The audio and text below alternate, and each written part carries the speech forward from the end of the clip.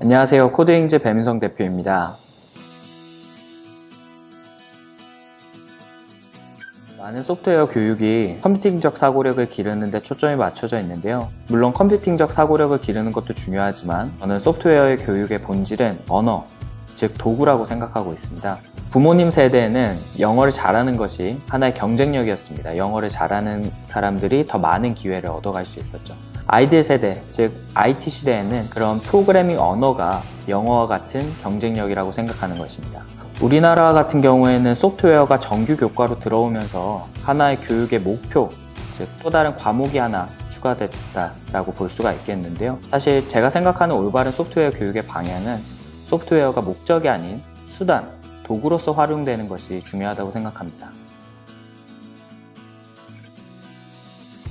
제가 올바른 소프트웨어 교육의 사례를 언급할 때 항상 얘기하는 나라가 핀란드인데요. 그럼 핀란드에서는 어떻게 소프트웨어 교육을 진행하느냐? 기존의 수학, 과학, 사회, 심지어는 미술이나 음악 기존 교과목들과 융합해서 소프트웨어 교육을 진행하고 있는데요. 예를 들면 과학과 같은 경우에는 프로그래밍을 통해서 충돌 시뮬레이션을 만들어 본다던가, 사회 같은 경우에는 인구 데이터를 받아와서 사회 문제를 분석해보는 그런 기존 교과목들과의 융합 교육으로 진행되고 있습니다. 코드잉즈도 이에 맞춰서 단순히 프로그래밍 언어 교육만 진행하는 것이 아니라 그런 소프트웨어 융합 교육 컨텐츠들을 제작해 나가고 있습니다. 소프트웨어 교육에는 크게 3가지 단계가 있다고 말씀드리는데요.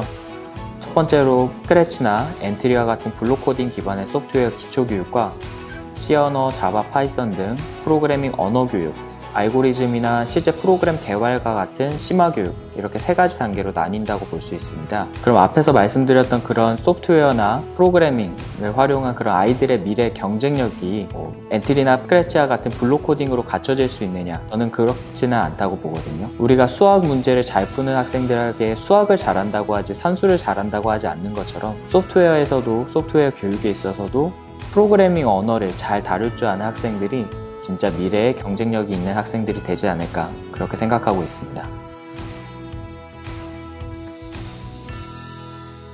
다른 과목도 마찬가지겠지만 특히 소프트웨어 교육에 있어서는 학생들이 스스로 공부해 볼 수 있는 시간을 많이 가지는 것이 중요한데요. 스스로 충분히 개발도 해보고 문제가 닥쳤을 때 해결해보는 그런 시간을 가지는 것이 굉장히 중요하다고 생각합니다. 그래서 저희는 학교나 학원에서처럼 일방향적으로 교육을 하는 것은 소프트웨어 인재를 기르는 데 한계가 있다고 생각을 하고요. 학생이 충분히 공부를 하면서 본인이 올바른 길로 나아가고 있는지 그런 길을 잡아줄 수 있는 멘토의 역할이 중요하다고 생각하고 있습니다. 코드잉즈에서도 이러한 교육 철학을 담아서 선생님이나 튜터라는 표현보다는 멘토라는 표현을 사용하고 있고요. 또 수업 실수를 많이 가져가기보다는 코드잉즈 내의 스터디룸, 문제 연습실을 통해서 학생이 충분히 학습하고 연습할 수 있는 그런 환경을 제공한 후에 일주일에 한 번 1시간 정도 지도를 받는 그런 코드잉즈 교육 시스템을 개발하게 되었습니다. 코드잉즈는 이렇게 개발한 교육 시스템 위에 소프트웨어 융합 교육 컨텐츠를 쌓아 나감으로써 미래의 올바른 소프트웨어 교육을 전해줄 수 있는 그런 교육 플랫폼이 되겠습니다.